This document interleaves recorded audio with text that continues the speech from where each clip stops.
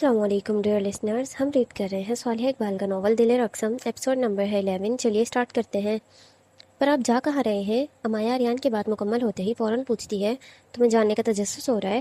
مسکراتی نظروں سے دیکھتے ہوئے اپنا مکمل رخ امایا کی طرف موڑتے ہوئے پوچھتا ہے۔ خانبا وہ پوچھیں گے تو میں کیا جواب دوں گی ان کو کہ آپ بنا کھانا کھائے کہاں اور کیوں گئے تھے؟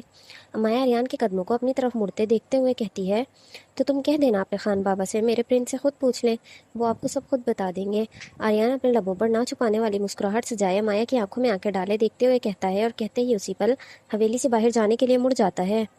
امایا آریان کی بات پر کوئی جواب نہیں دیتی ہے، بس اسے دور تک جاتا دیکھتی ہے۔ آریان حویلی کے دروازے تک پہنچا تھا کہ امایا کے ذہن میں اس کی گھڑی آتی ہے جو کل رات اس کے پاس رہ جاتی ہے۔ آریان حویلی سے باہر قدم رکھتا ہے اور امایا اپنے دونوں ہاتھوں میں فراک پکڑے ہوئے دوڑتے ہوئے اپنے کمرے میں جاتی ہے۔ ڈریسنگ ٹیبل کے پہلے دراز سے آریان کی گھڑی لیا لیزے کو ایک نظر دیکھے اسے رکنے کا اشارہ کرتے ہوئے امایا اسی پل دوڑتے ہوئے اپنے کمرے سے باہر نکلتی ہے۔ سیڑھیوں سے اترتے ہوئے اپنے دوپٹے کو ٹھیک کرنے کی کوشش کرتی ہے جو اس کے ایک کندھے سے اتر کر بھاگتے ہوئے زمین پر لگ رہا تھا، کیونکہ آج بھی بے دھیانی میں وہ 2.5 میٹر کا دوپٹہ اوڑھے ہوئے تھی۔ ٹھنڈ حد سے زیادہ تھی لیکن پھر بھی امایا نے آج بھی کوئی جرسی یا جیکٹ نہیں پہنا ہوا تھا۔ رک جائیں پرانے زمانے کے آدمی، امایا حویلی سے باہر نکلنے سے پہلے ہی بلند آواز میں کہتی ہے، اور کہتے ہی دوڑتے ہوئے اپنے قدموں کو روکے حویلی کے باہر آ کھڑی ہوتی ہے اور اپنے اطراف میں دیکھتے ہوئے آریان کو دیکھنے لگتی ہے۔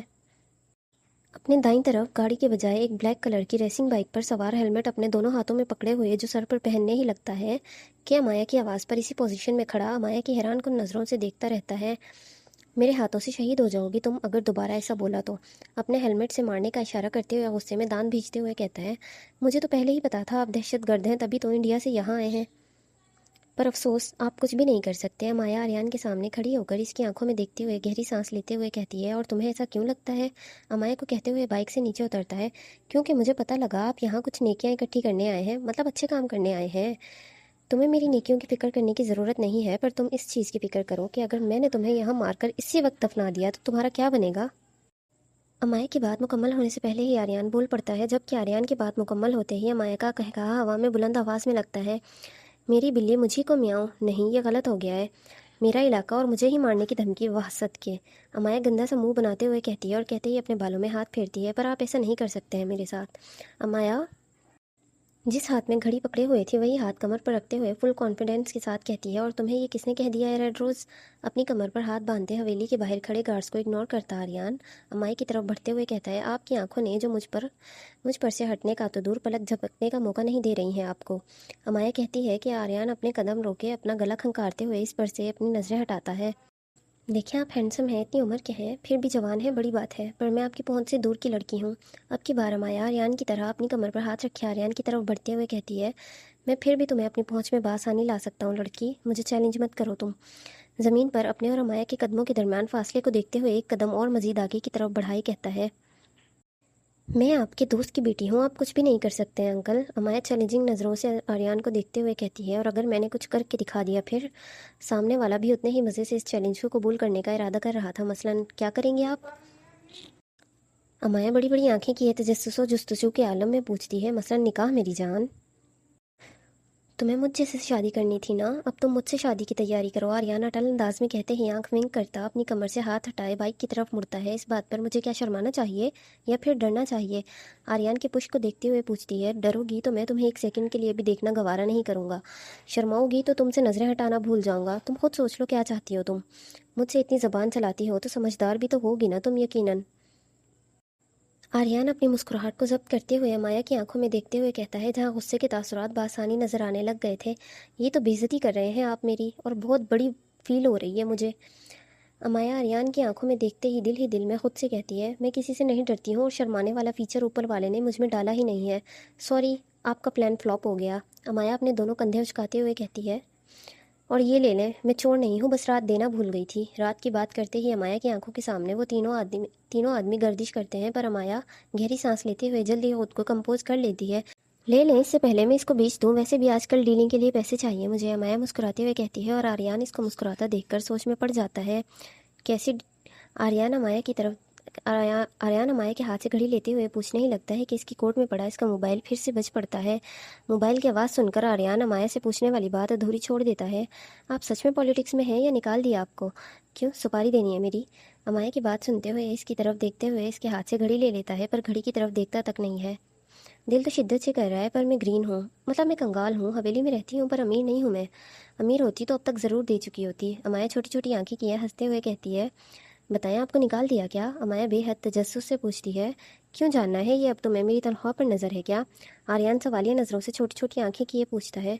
दूसरों के पैसों पर, चीज़ों पर और दूसरे किसी भी मर्द पर नज़र रखना मैंने खुद पर हराम किया हुआ है। वो तो बस आप अकेले हैं यहाँ पर, कोई गार्ड भी नहीं है और ना ही कोई गाड़ी है आपके पास। कल तो दोनों थे आपके पास। अमाया हवेली के बाहर दरवाजे तक नज़रें दौड़ाए आर्यन के गार्ड्स को देखने की कोशिश करती है, पर इसे कोई नज़र ही नहीं आता। मैं भी बस आजकल तुम्हारी तरह ग्रीन हूँ, इसलिए गाड़ी से बाइक पर हूँ। मुझे भी आजकल पैसों का शॉर्टेज हो रहा है। आर्यन बाइक पर पड़े हेलमेट के नीचे बाइक ग्लव्स अपने दूसरे हाथ से उठाते हुए कहता है, दाल में कुछ काला लग रहा है। शक्ल से शैतानी छोटा सा हरामी आदमी सच में झलकी मार रहा है या बस वैसे ही मुझे लग रहा है? अमाया आर्यन के चेहरे को बगौर देखते हुए कहती है। अमाया की बात सुनते हुए आर्यन के लबों पर मुस्कुराहट छाने लगती है, पर वो जल्द ही अपनी हंसी को जब्त कर लेता है। बहुत बोलती हो तुम, कम बोलना शुरू कर दो, ज़्यादा बोलने वाले लोग पसंद नहीं है मुझे। आर्यन अमाया की तरफ हंस कर देखते हुए कहता है, मुझे इससे क्या? मैंने कौन सा सच में आपसे शादी करनी है जो आपकी बात मानूं? अमाया हंसते हुए कहते हुए वापस हवेली जाने के लिए पलटती है और कुछ कदम आगे की तरफ बढ़ती ही है कि पीछे से इसे अपना दुपट्टा खींचते हुए महसूस होता है। दुपट्टा मुकम्मल तौर पर अमाया से उतर जाता इससे पहले ही अमाया दुपट्टे का पल्लू पकड़े रेशमी दुपट्टे को खुद पर से उतरने से रोक देती है और इसी पल मुड़कर पीछे देखती है, जहां आर्यन के हाथ में पकड़ी हुई घड़ी में अमाया के दुपट्टे के धागे फंसे हुए थे, जो दुपट्टे को खींचकर खराब और अमाया के कदमों को रोक रहे थे। आर्यन के हाथ में पकड़ी हुई घड़ी में अमाया अपना दुपट्टा अटका देख हैरानगी से खुले मुंह के साथ आर्यन को देखती है और इसकी तरफ बढ़ते ही इसके सामने खड़े होकर घड़ी से अपने दुपट्टे को निकालते हुए अमाया अपनी सांसें रोके एक नज़र सर उठाकर आर्यन की तरफ देखती है, जो पुरसुकून सा खड़ा हुआ अमाया के चेहरे को, इसके चेहरे के एक एक नक्श को देख रहा था। खुदा हाफिज़, अपने दुपट्टे को घड़ी से निकाले, अमाया जल्दी से कहते हुए अपने दुपट्टे को कंधों पर ठीक से डाले इसी पल दौड़ते हुए हवेली में दाखिल होती है। हवेली के अंदर जाते ही अमाया अपने दिल पर हाथ रखे गहरी गहरी सांसें लिए अपने दिल को नॉर्मल करती है। तुम्हें भी वहीं अटकना था जहाँ मैं कहती हूँ, वहाँ तो तुम अड़ने की जहमत नहीं करते हो। गलत जगह फंसकर हो गए हो ना तुम खराब, ले लो अब मज़े। अमाया अपने दुपट्टे को जिस जगह से वो ख़राब था इसे अपने दोनों हाथों में पकड़े हुए देखते हुए रोने वाली शक्ल बनाए कहती है कि सीढ़ियों के सामने से साई खान अपनी बाजुओं को कोहनियों से नीचे करते हुए सीढ़ियों से उतरते हैं और अमाया उन्हें देखकर जल्दी से रोने वाली शक्ल पर मुस्कुराहट सजा लेती है। आर्यन अमाया के जाते ही कुछ सेकंड्स वहीं रुके अपने हाथ में पकड़ी हुई घड़ी को देखता है और मुस्कुराते हुए घड़ी कोट की जेब में डाले हाथों में ग्लव्स पहने बाइक पर बैठे अपना हेलमेट पहनते हुए आर्यन हवेली से बाहर निकल जाता है। हवेली से निकलते ही वो कश्मीर की मेन सड़क पर पहुंचता ही है कि आर्यन की चारों तरफ से ब्लैक कलर की फॉर्च्यूनर गाड़ियां सड़क पर आते ही आर्यन के लिए मेन सड़क पर चलने वाली गाड़ियों को आर्यन के रास्ते से हटाते हुए इसका रास्ता साफ करती जाती हैं। ब्लैक कलर के 3 पीस सूट पहने हुए आर्यन हवा की स्पीड से फुल स्पीड में बाइक तेज़ी से चलाते हुए अपना सफ़र तय करता है और 17 मिनट 57 सेकंड के अंदर अंदर एक खूबसूरत से बंगले पर पहुंचता है। एक कनाल के बंगले पर जो सफ़ेद रंग में रंगा हुआ था, इस कदर दूर से खूबसूरत लग रहा था जैसे वो नया नया बना हो, लेकिन वो नया नहीं था। इस एक पुराना बंगला था जिसे चंद दिन पहले ही दोबारा से रेनोवेट किया गया था सफ़ेद रंग में, और बाहर से कश्मीर की खूबसूरती हरियाली पूरे बंगले को हरियाली से सजाया हुआ था। अलग अलग किस्म के फूल दरख्त लगे हुए थे जो हवा की वजह से लहराते हुए बेहद खूबसूरत लग रहे थे। आर्यन बंगले पर पहुंचता ही है कि इसके गार्ड्स जो इसके आगे की गाड़ियों में सवार थे वो इसके लिए बंगले के दरवाजे खोले हुए खड़े थे, जिनमें से गुजरते हुए आर्यन बंगले के अंदर दाखिल होता है और सीधा दरवाजे के सामने जाकर अपनी बाइक रुकता है। आर्यन की बाइक रुकती है और इसके पीछे से इसके गार्ड्स की गाड़ियाँ रुकती हैं, जिनके रुकते ही गार्ड्स गाड़ियों से निकले। इसी पल आर्यन की बाइक से उतरने से पहले ही बंगले के बाहर खड़े गार्ड्स पर अपने गनों से निशाना बांधे इनके हथियार जब्त कर चुके थे और कुछ बंगले के दरवाजे खोले एकदम पुतले की तरह खड़े हुए थे। आर्यन के अंदर जाने का इंतजार करते हैं। आर्यन अपना हेलमेट उतारे अपनी बाइक पर पेट्रोल की टंकी पर रखे अपने ग्लव्स पहने हुए हाथों से बालों को सेट करते हुए बाइक से उतरकर अपने कपड़ों को दुरुस्त करता आगे की तरफ बढ़ता है। आर्यन दरवाजे तक पहुंचा ही था कि अंदर से एक भारी भरकम आवाज़ आती है। कौन है बाहर? एक आदमी की एक गरजदार आवाज़ आती है, तुम्हारा बाप। आर्यन अपनी शर्ट के दूसरे बटन को खोलते हुए बंगले में दाखिल होते हुए इसी आदमी की तरफ भारी आवाज़ में कहता है और सफ़ेद रंग के कॉटन के कड़क से सूट में मलबूस 48 साल के आदमी की नज़रों के सामने जा खड़ा होता है, जो कश्मीरी चाय का सफ़ेद रंग का कप जो चाय से भरा हुआ था अपने लबों से लगाए। वो गर्मो गर्म चाय की पहली चुस्की लेने ही लगता है, पर आर्यन को सामने देख चाय लबों से लगने के बजाय इस आदमी के हाथ से छूटकर सीधा इसके कपड़ों पर जा गिरती है। अस्सलाम वालेकुम, नहीं नमस्ते। वो क्या है ना, मैं आर्यन शाह एक मुस्लिम आदमी की तरह नहीं, एक इंडियन सियासतदान की तरह इस वक्त यहाँ खड़ा हूँ, तो हरकतें भी वैसी ही करनी चाहिए ना मुझे। तो सलाम की जगह ये, और यकीनन तुम मेरे इस किस्म के सलाम से वाकिफ़ भी होगे। आर्यन मुस्कुराते हुए कहने लगता है और कहते ही आदमी की तरफ दबे दबे कदम उठाने लगता है। आर्यन को अपनी तरफ आता देख आदमी हाल में पड़े फैंसी गोल्डन कलर के सिंगल सोफे से इसी पल उठ खड़ा होता है। आदमी की आंखों में डर साफ दिखाई दे रहा था, जबकि आर्यन इंतहाई पुरसुकून से अंदाज में इसकी तरफ बढ़ते हुए इसके ही सिंगल सोफे पर जा बैठता है और अपने दोनों पैर टेबल पर चाय की केतली के पास रखता है कि केतली से पैर न लगे, इतना फासला दरमियान में लाजमी होता है। सर आप यहाँ? आर्यन से उम्र में बड़ा आदमी भी डरते हुए बुखलाते हुए इसे अपने सोफे पर बैठा देखकर कुछ कहने की कोशिश करता है। जाओ कप लेकर आओ मेरे लिए, काफ़ी वक्त हो गया है, घर की चाय नहीं पी है मैंने। आर्यन सोफे से पुश टिकाता 48 साल आदमी को देखे बिना इस सफ़ेद रंग के बेहद खूबसूरत से बंगले की तरफ नज़रें दौड़ाते हुए कहता है। आर्यन की बात पर आदमी बिना कोई सवाल किए दौड़ते हुए खुद किचन में जाता है और आर्यन के लिए एक नया शीशे का कप लेकर आता है। पूरे बंगले में तकरीबन 10 से ज़ायद नौकर थे, लेकिन आर्यन की एक आवाज़ पर वो उधेड़ अमर आदमी खुद जाकर इसके लिए चाय का कप लेकर आता है और आर्यन के सामने हल्का सा झुककर दोनों हाथों में कप पकड़े इसकी तरफ बढ़ाता है। आर्यन बंगले से नज़रें हटाकर आदमी के हाथ में चाय का कप देखे इसके हाथ से लिए पकड़े हुए अपने पैर टेबल से नीचे रखे गर्मो गर्म धुएं निकलती हुई चाय कप में डालने लगता है। कश्मीर आने से पहले मैंने तुम्हें खुद फ़ोन पर कुछ कहा था, जिसके जवाब में तुमने हामी भर ली थी, पर फ़ोन बंद होते ही तुम बात से बदल गए और तुम्हारी वजह से मुझे इंडिया से कश्मीर आना पड़ा। क्यों? तुम ज़रूरी हो क्या मेरे लिए? आर्यन कप में चाय डालते हुए कहता है और कहते कहते एक नज़र उठाकर इस आदमी को देखता है और इसे सोफे पर बैठने का इशारा करता है। सॉरी सर, वो मैंने आपकी बात मान ली थी, लेकिन मेरा भाई नहीं मान रहा था। मैंने बहुत कोशिश की थी पर वो नहीं माना। आदमी आर्यन के सामने सोफे पर बैठते हुए कहता है। तुम्हारा भाई? तुम्हारा कोई भाई भी है? आर्यन चाय का कप टेबल से उठाए सोफे से उठ खड़ा होकर पूरे बंगले का मुआयना करने लगता है। जी एक है ना, वही बिजनेस के कामों को देखता है। आदमी सोफे से उठ खड़े होकर मुड़कर आर्यन को देखते हुए अपनी कमर पर हाथ बांधे बल्कि मजबूती से भींचते हुए कहता है। मरे हुए लोग कब से बिजनेस संभालने लग गए? आर्यन चाय का घूंट हलक से नीचे उतरते हुए कहता है। जी। आदमी आर्यन की बात पर बड़ी बड़ी आंखें बौखलाए हुए अंदाज में इसकी तरफ देखता है और कहते हुए इसकी तरफ बढ़ने लगता है। सोफे को क्रॉस करता आगे आया ही था कि आर्यन ने हाथ में पकड़ा हुआ चाय का कप जोर से इसी वक्त इस आदमी की तरफ फेंकता है। आदमी को अपनी तरफ आता देख इसके मुंह पर दे मारता है, जिससे जोर से कप आदमी के माथे पर और इसकी आंख में जा लगता है। कप सर से लगकर ज़मीन पर गिरता है और टुकड़ों में तकसीम हो जाता है और आदमी के सर से और आंख से खून इसी पल दोनों जगहों से खून बहना शुरू करता है। गरम तपती हुई चाय आदमी के ज़ख्म पर जैसे ही लगती है, आदमी की चीखें इसके पूरे बंगले में गूंजना शुरू हो जाती हैं। बहुत शौक है तुम्हें झूठ बोलकर मुझसे खेल खेलने का। आदमी आर्यन आदमी की तरफ बढ़ते हुए अपने गार्ड को हाथ से कुछ लाने का इशारा करता है। जो मैंने कहा था वो माना क्यों नहीं, मुझे इतना बताओ। आदमी के सामने खड़े होकर इसकी आंख और सर से खून बहते हुए देखते हैं और पूछता है। मुझे लगा आपको पता नहीं चलेगा, आप कौन सा इंडिया से पाकिस्तान आएंगे, इसलिए आदमी अपनी आंख पर हाथ रखे दर्द में कराहते हुए कहता है। आर्यन शाह अपने फ़ायदे के लिए 7 समुंदर पार भी जा सकता है, तो ये इंडिया पाकिस्तान का सफ़र क्या है मेरे लिए? आदमी की बंद होती आंखों की तरफ देखते हुए गुस्से में कहता है और कहते साथ ही आदमी को गिरेबान से पकड़े हुए इसी सिंगल सोफे की तरफ ले जाता है और सोफे पर धक्का देकर बिठाता है। खुद सोफे पर अपना पैर रखे इस आदमी के उठने के रास्ते बंद कर देता है। पैसे कहाँ हैं? वो $50 मिलियन कहाँ हैं इस वक्त? आर्यन आदमी के चेहरे की तरफ देखते हुए पूछता है, जो ज़ख्मी आंखें खोलने की कोशिश करते हुए हंसते हुए आर्यन को देखता है। वो तो मैंने छुपा दिए हैं। आदमी हंसते हुए सर उठाकर आर्यन की तरफ इसकी आंखों में गुस्से को देखते हुए बोलता है। वही पूछ रहा हूँ, कहाँ है इस वक्त वो पैसे? आर्यन अपने अल्फाजों पर जोर देते हुए कहता है। मैं नहीं बताऊंगा। आदमी अब की बार आर्यन को कमज़ोर समझते हुए आंखें बंद किए इस पर हंसते हुए बोलता है कि इतने में आर्यन एक गार्ड की तरफ कि इतने में आर्यन का गार्ड एक सफ़ेद रंग की मोटी सी बोतल खोले आर्यन के हाथ में पकड़ा देता है। आदमी कहका लगाकर हंस रहा होता है कि आर्यन अपना पैर सोफे से हटाता इस आदमी के सीने पर रखते हुए आदमी की टांग पर धीरे धीरे कतरा कतरा बोतल में भरा हुआ तेजाब डालने लगता है। जहाँ बंगले में कहकही की आवाज़ें गूंज रही थी, वहीं अब उस आदमी की एक बार फिर से दर्द भरी चीखों की आवाज़ें गूंजना शुरू हो गई थी। आदमी चीखना शुरू करता है और आर्यन मुस्कुराने लगता है। आदमी आर्यन का पैर अपने सीने से हटाने की कोशिश करता, इसके हाथ को रोकने की कोशिश करता है, पर आर्यन की गिरफ्त इतनी ढीली नहीं थी कि कोई आसानी से रिहाई पा सके। और जब बात आर्यन के मतलब की होती है तो सामने वाला तब तक इससे रिहाई नहीं पा सकता जब तक वो इसे इसके मतलब का सब कुछ दे नहीं देता है। पैसे कहाँ हैं? अब भी बताओगे या नहीं? आर्यन तेजाब के कतरों की रफ्तार बढ़ाते हुए इसकी टांग से गुजारते हुए ऊपर पेट तक कोने तक اوپر پٹ کے کونے تک ٹانگ سے جوڑ تک لاتے ہوئے پوچھتا ہے، مجھے نہیں پتا ہے، مجھے کچھ بھی نہیں پتا ہے۔ آریان کے سامنے آدمی اپنے ہاتھ جوڑتے ہوئے باقاعدہ روتے ہوئے کہتا ہے، تمہیں نہیں پتا ہے؟ واقعی میں یقین کر لوں میں اس جھوٹ پر؟ آریان اب تیزاب اس کے پیٹ کی طرف لاتے ہوئے اس کے ٹانگ سے اس کا جسم جلانا شروع کرتا ہے۔ اس کے پیٹ تک لائے وہ اس کے کپڑوں کے ساتھ ساتھ ٹانگ کے جوڑ کو بھی جلا گلا کر سڑا چکا تھا۔ جسم جلنے کی اور سڑنے کی گندی سی بدبو پورے بنگلے میں پھیلنے لگ گئی تھی، پر آریان رکتا نہیں اور اس کے جسم کو جلا کر اس سے سچ نکلوانے کی ٹھان چکا تھا۔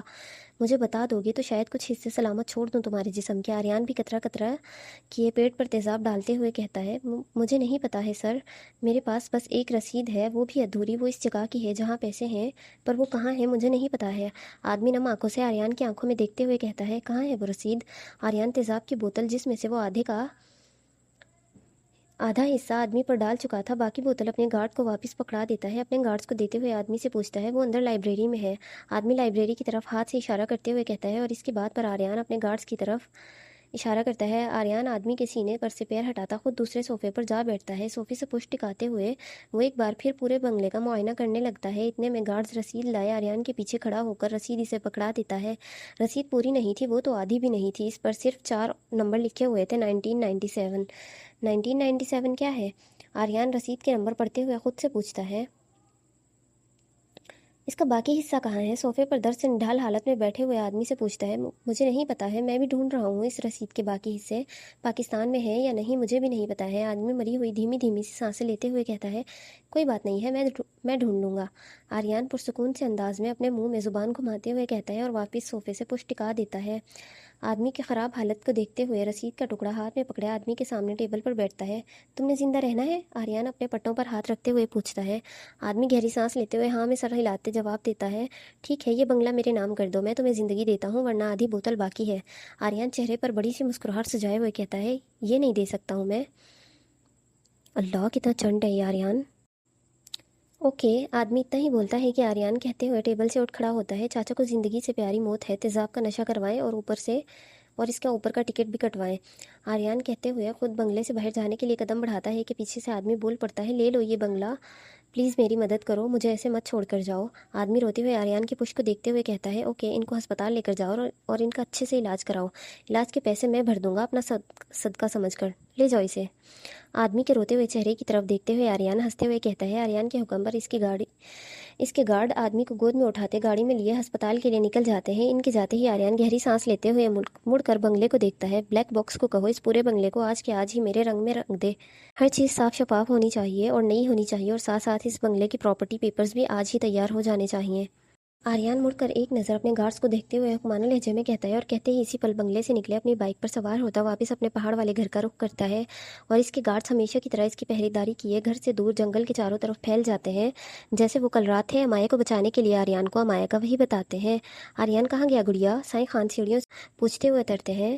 وہ چلیں نہیں، میں تو ناراض ہوں۔ امایا سائیں خان کی بات کا جواب دینے لگتی ہے، پر اپنی بات کاٹے وہ سر جھکایا خود سے کہتی ہے، مجھے نہیں پتا، میں نے آپ سے بات نہیں کرنی ہے۔ امایا کہتے ہوئے سائیں خان کو کراس کرتی سیڑھیوں پر چڑھتے ہوئے اوپر اپنے کمرے میں علیزے کے پاس جانے کے لیے بڑھتی ہے کہ سائیں خان آخری کی 2 سیڑھیوں پر درمیان میں کھڑے ہوئے امایا کا راستہ روک دیتے ہیں۔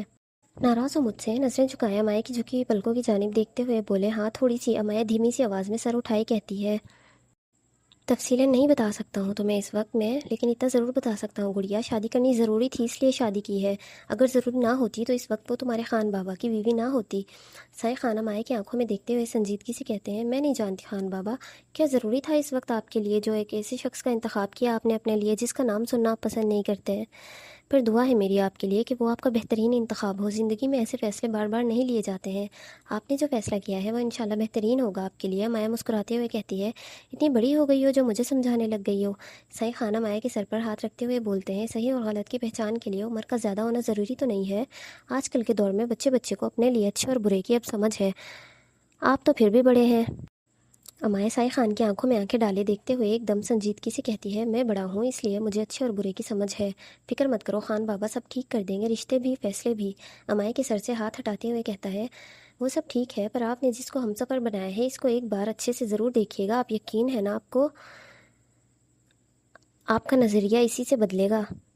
امایا کی بات کا مطلب سائیں خان کی سمجھ میں نہیں آیا تھا۔ کیا مطلب ہے تمہارا؟ عباس ماتھے پر بل ڈالے پوچھتا ہے۔ یہ ہے خان بابا کہ آپ کی بیوی بہت بہت خوبصورت ہے، میں لڑکا ہوتی تو بھی اسے ضرور پٹا لیتی، پر افسوس میں بھی لڑکی ہوں، امایا کہتی ہے، اور سائیں خان کا کہا بلند آواز میں لگتا پوری حویلی میں گونجتا ہے۔ بہت شوق نہیں چل رہا ہے تمہیں شادی کرنے کا؟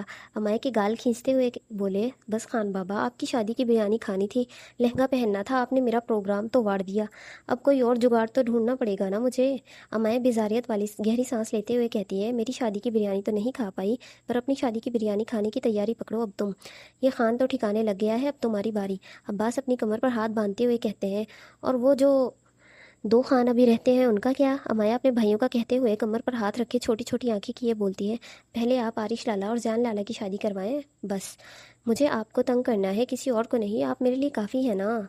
امایا ہنستے ہوئے سر اٹھائے سائیں خان کی آنکھوں میں دیکھتے ہوئے کہتی ہے، اور اپنی بات کہتے ہی مسکراتے ہوئے سائیں خان کو کراس کرتی سیڑھیوں سے اوپر اپنے کمرے کا رخ کرتی ہے۔ ناشتے سے اب دن کا کھانا ڈائننگ ٹیبل پر لگ چکا تھا، پر کھانے کو کھانے والے لوگ کوئی بھی ڈائننگ ٹیبل کے گرد نہیں تھے۔ حمزہ زیان عارش کو حویلی میں نہ پا کر سائیں سیڑھیوں سے اترتے ہوئے حویلی کے دروازے کے باہر کھڑے گارڈز کو آواز لگا کر اندر بلاتے ہیں۔ عباس کی ایک آواز پر حمزہ کندھے پر گن لٹکائے اندر دوڑتے ہوئے آتا ہے اور عباس کے سامنے آ کھڑا ہوتا ہے۔ عارش اور زیان کہاں گئے ہیں؟ سائیں سیڑھیوں سے آگے ہال میں بڑھتے ہوئے پوچھتے ہیں۔ سائیں وہ پنچایت میں گئے ہیں، پنچایت سے ابھی ایک آدمی آیا تھا، عارش لالا نے آپ کو بتانے سے منع کیا تھا، اس لیے وہ زیان لالوں کو ساتھ لیے چلے گئے۔ حمزہ سائیں خان کے چہرے پر نظریں جمائے ہوئے کہتا ہے، گاؤں میں خبر پھیل چکی ہے کیا نکاح کی؟ عباس ڈائننگ ٹیبل کی طرف بڑھتے ہوئے اپنے لیے جگ سے گلاس میں پانی ڈالتے ہوئے پوچھتے ہیں۔ جی، جس وقت آپ صبح گئے تھے اسی وقت دوسرے گاؤں کے سرداروں نے اپنے آدمیوں کو آپ کے پیچھے لگایا ہوا تھا، انہوں نے آپ کی نکاح کی خبریں یہاں کے لوگوں کو ہر گاؤں میں پھیلا دی ہیں، سب واقف ہو چکے ہیں۔ بہت خوب، اچھا ہے، سب جان گئے ہیں، اب جان کر بھی انجان بننے کا غلط کام کریں گے تو نہیں، ورنہ کم بختوں کی جان لینے سے پہلے میں سوچوں گا بھی نہیں۔ حمزہ کی بات سنتے ہوئے پانی کا گلاس ایک سانس میں ہی پی جاتے ہیں۔ پانی پیتے گلاس زور سے ٹیبل پر رکھے اٹل لہجے میں کہتے ہیں، کدھر گئے ہیں عارش والے؟ حمزہ کی طرف ایک قدم اٹھاتے ہوئے پوچھتے ہیں۔ وہ اسی پنچایت میں جہاں سب کل جمع ہوئے تھے، حمزہ پرسکون انداز میں جواب دیتا ہے۔ ٹھیک ہے، چلو، سوال مجھ پر اٹھے ہیں تو جواب دینا بھی مجھ پر لازم ہے، میرے بچوں پر نہیں۔ سائیں خان حمزہ کے جھکے ہوئے سر کی طرف دیکھتے ہوئے تپش سے کہتے ہیں، اور کہتے ہی خود ڈرائیو کرتے ہوئے حویلی سے باہر نکل جاتے ہیں۔ تم کو کیا ہو گیا ہے لیلا؟ امایا پوچھتے ہوئے کمرے میں داخل ہو رہی تھی کہ ایک گدی ہوا میں اڑتے ہوئے سیدھا امایا کے منہ پر آ لگتی ہے، جسے فوراً امایا اپنے ہاتھوں سے پکڑ لیتی ہے۔ یہ کیا تھا؟ امایا گدی کی طرف اشارہ کرتے ہوئے علیزے سے بڑی بڑی آنکھیں کیے پوچھتی ہے۔ تمہارا سزا، علیزے غصے میں گھور کر کہتی ہے۔ کس بات کا سزا؟ امایا پوچھتے ہوئے کمرے کا دروازہ بند کیے علیزے کی طرف بڑھتی ہے۔ ہمارے پاس نہ ہونے کا، علیزے مایوسی سے کہتی ہے اور بیڈ پر دائیں طرف پیر لٹکائے بیٹھ جاتی ہے۔ اوئے میرا پیاری سی دوست، غصہ کر گئی ہے، سوری نا۔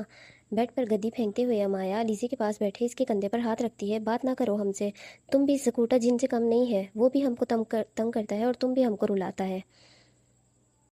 علیزے کی آنکھوں میں نمی بھرنے لگ گئی تھی۔ کیا ہوا لیلا، رو کیوں رہا ہے تم؟ امایا پریشانی سے پوچھتی ہے۔ ہمارا رخصت ہی ہو رہا ہے، پر ہم ابھی اس زکوٹا جن کے پاس نہیں جانا چاہتا ہے، وہ بہت برے ہیں، بہت بہت برے ہیں، علیزے کہتی ہے، اور کہتے ہی امایا کے گلے لگ کر رو پڑتی ہے۔ اب میں کیا بولوں؟ امایا علیزے کو گلے سے لگاتے ہوئے دھیرے سے کہتی ہے۔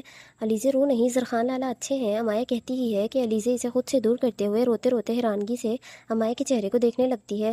علیزے کی آنکھوں میں دیکھتے ہوئے امایا گلا کھنکارتے ہوئے بیڈ سے اترنے لگتی ہے کہ علیزے امایا کو بالوں سے پکڑے زور سے بیڈ پر گرا دیتی ہے اور بیڈ سے تکیہ اٹھائی اس کو مارنے لگ جاتی ہے۔ تم کو کتنی بار کہا ہے اس جن کا سائیڈ مت لیا کرو میرے سامنے، تم آج مرو گی میرے ہاتھ سے، علیزے کہتے کہتے تکیے سے امایا کو مارتی رہتی ہے۔ اچھا میں نہیں، سوری سے غلطی سے نکل گیا بات میرے منہ سے، میری زبان پھسل گئی تھی، مارنا تو بند کر دو تم ہم کو۔ امایا اسے روکنے کی کوشش کرتے ہوئے پتہ نہیں کیا کچھ کہتی ہے، پر علیزے رکتی نہیں ہے اور اپنا غصہ امایا پر نکالنے لگتی ہے۔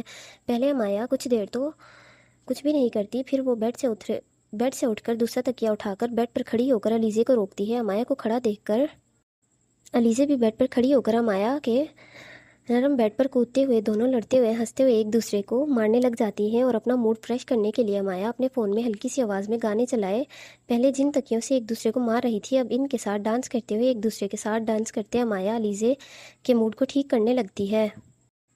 رات ہو چکی تھی لیکن ادا سائیں خان کے انتظار میں صبح سے کمرے میں اپنے پیٹ پر زور دیتے ہوئے پیروں سے ہیل اتار کر ننگے پاؤں ٹھنڈے فرش پر چھوٹے چھوٹے قدم اٹھائے چل رہی ہوتی ہے اور ساتھ ساتھ اپنے پیٹ پر اپنے ہاتھوں کی گرفت توڑ مضبوط کرتی جاتی ہے۔ میں نے تو سنا تھا شادی کے بعد دلہنیں بیڈ سے قدم نیچے نہیں رکھتی ہیں، پر یہاں مجھ سے ایک پل کے لیے بیڈ پر بیٹھا نہیں جا رہا ہے۔ بھوک سے حالت بری ہو رہی ہے میری، اللہ اماں جی۔ ادا کمرے کی کھڑکی سے باہر آسمان کی طرف نم آنکھوں سے دیکھتے ہوئے کہتی ہے، میں ایک طوائف ہوں، اس لیے میرے ساتھ ایسا ہو رہا ہے۔ ادا اپنا مکمل رخ کھڑکی کی طرف موڑتے ہوئے کھڑکی کی طرف بڑھتے ہوئے بولتی جاتی ہے، پر میں محنت کر کے کماتی ہوں، جسم فروش کر کے تو نہیں کماتی، اور نہ ایسا اپنے کوٹھے میں ہونے دیتی ہوں۔ پھر بھی سب کو مجھے دیکھ کر ایسا کیوں لگتا ہے کہ میں اپنا جسم بیچتی ہوں؟ ادا کی آنکھوں کی نمی اب آنسو بنے اس کے گالوں پر بہنے لگ گئی تھی۔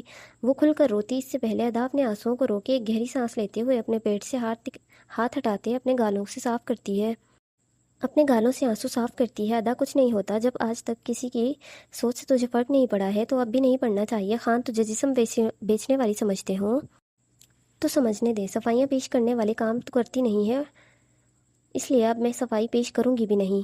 نہ ڈرنا ہے نہ ہی رونا ہے، ایک مضبوط لڑکی ہوں میں، ادا ہوں میں نہیں ڈرتی کسی سے بھی، اور نہ ہی میں نے کبھی کسی سے ڈرنا سیکھا ہے۔ ادا اپنے سر سے دوپٹہ اتارتے ہوئے کہتی ہے، اور کہتے ہی مڑ کر کمرے میں ڈریسنگ ٹیبل کی طرف بڑھے، اپنے لہنگے کی چولی میں لگی پن کو کھولتے ہوئے دوپٹے کو مکمل طور پر اپنے آپ سے دور کیے بیڈ پر پھینک دیتی ہے۔ عام شادیوں جیسی شادی نہیں ہے نا میری، عام لڑکی نہیں ہونا میں، اور نہ ہی میرے شوہر نے مجھے دل سے قبول کیا ہے، تو اتنا سجنا دھجنا کس لیے ہے؟ زندگی میں پہلی بار دلہن بنی تھی، تعریف کرنے کے بجائے آج بھی مجھے طوائف کا لقب دے دیا۔ ادا اپنے کانوں سے ایئرنگ اتارتے ہوئے کہتی ہے، خود کو آئینے میں دیکھتے ہوئے ایک ایک کیے اپنی ساری جیولری اتارے ڈریسنگ ٹیبل پر رکھتے ہوئے اپنے بالوں میں بندھا جھوڑا آسانی سے کھولے۔ ادا اپنے بالوں میں ہاتھ پھیرتے ہوئے اپنے لمبے گھنے بال اپنی پوری کمر پر بکھیر لیتی ہے، اور مڑ کر دروازے کے ساتھ پڑے ٹیبل کے پاس زمین پر اپنے سوٹ کیس کی طرف دیکھتے ہوئے اپنا لہنگا ہاتھوں میں پکڑے ہوئے آگے کی طرف بڑھتی ہے اور جھک کر اپنا بیگ زمین سے اٹھانے لگتی ہے، پر اس کی ٹائٹ چولی کی وجہ سے اس سے جھکا نہیں جا رہا تھا۔ ہلکا سا جھکتی ہے اور اس کے بازو پر سے کمر پر کھچاؤ پڑنے لگ جاتا ہے، جس سے جھکا نہیں جا رہا تھا۔ کیا مصیبت ہے، یہ اتنا ٹائٹ کیوں ہو گیا ہے؟ ادا اپنی چولی کو پیٹ سے ڈھیلا کرتے ہوئے کہتی ہے، پر کوئی فرق نہیں پڑ رہا تھا، الٹا اس سے مزید بے چینی ہونے لگ گئی تھی۔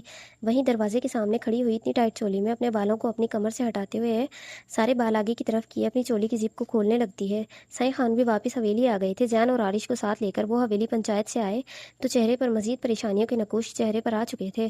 پریشانی سے زیادہ غصہ تھا، حد سے زیادہ غصہ تھا، پر جسے اس وقت وہ ضبط کیے ہوئے تھے کیونکہ وجہ سے واقف تھے۔ اس وقت صرف اپنے غصے کو ضبط کرتے ہوئے عباس سیڑھیوں سے اپنے اوپر کمرے کی طرف بڑھتا جاتا ہے۔ پنچایت کے لوگوں سے کچھ بات کیے عباس واپس حویلی پہنچے، اب اپنے کمرے کا رخ کرتے ہیں، اور اپنے کمرے کے دروازے پر پہنچے تھے کہ ادا کے وجود سے وہ بالکل بے خبر تھے اس وقت، اس لیے کمرے کے دروازے پر بنا دستک دیے دروازے کو کھول دیتے ہیں۔ دروازہ جیسے ہی کھلتا ہے، سامنے کھڑی ہوئی ادا بیڈ سے اور دروازے کے درمیان کچھ فاصلے پر کھڑی اپنے بالوں کو کمر سے ہٹاتے ہوئے مشکلوں سے اپنا ہاتھ چولی کی زپ تک پہنچائے زپ کو نیچے کر رہی ہوتی ہے۔